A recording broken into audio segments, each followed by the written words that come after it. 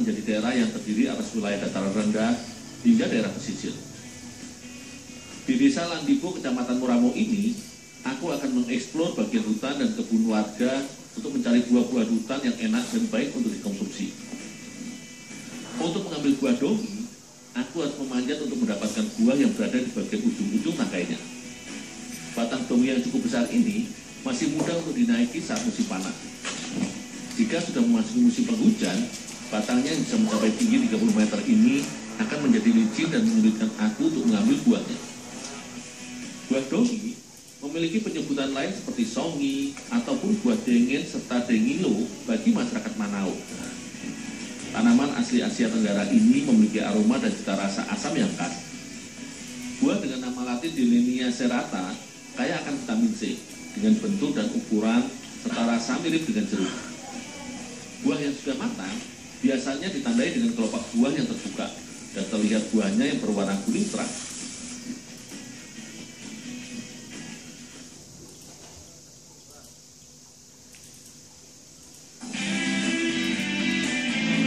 Buah yang sudah aku petik akan dibuat menjadi campuran kue lapis kukus khas Tolaki. Yang diambil adalah bagian dari buahnya yang berwarna kuning terang.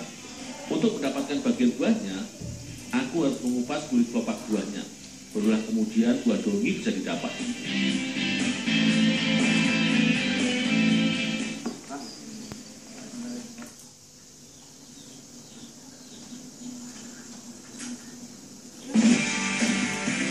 Buah dongi selanjutnya tinggal ditumbuk. Menumbuknya juga tidak terlalu halus.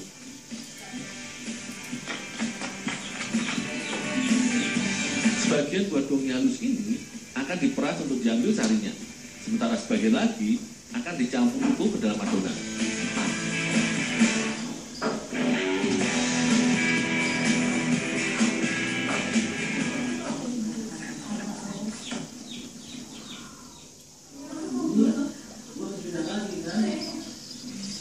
Adonan kue lapis yang akan dibuat oleh Ibu Asna hanya terdiri dari 2 lapisan saja. Lapisan bawah merupakan adonan dasar berwarna putih yang terbuat dari campuran tepung beras, gula, dan santan. Untuk takaran antara tepung dan santan adalah 1:1.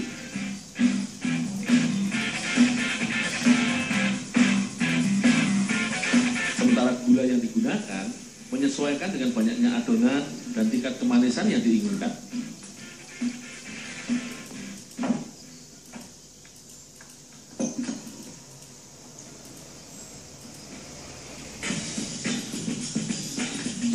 Untuk lapisan kedua, bahan adonan akan menggunakan sari buah dongi sebagai pewarna dan dongi tumbuk untuk mempercantik tekstur kuenya.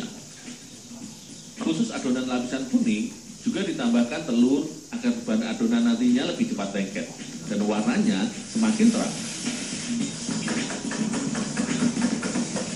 Jika lapisan bawah menggunakan tepung beras, maka untuk adonan yang menggunakan campuran buah dongi memakai tepung terigu agar lebih mudah menjadi padat jika dicampur sari buah dongi tumbuk.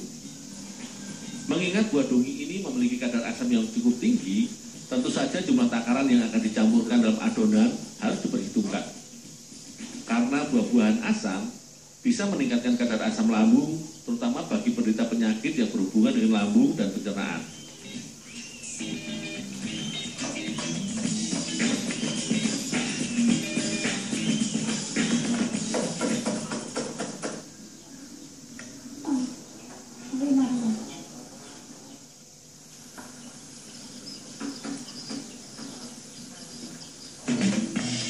Jika air kukusan sudah mendidih, adonan putih bisa dimasukkan ke dalam cetakan hingga menutupi setengah bagian loyang.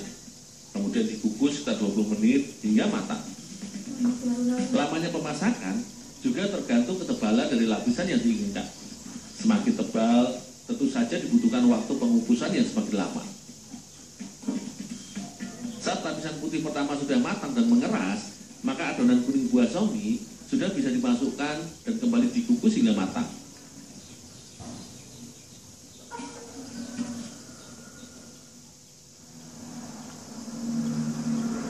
Inilah kue lapis kukus dari buah dongi khas Tolaki, Konawe Selatan.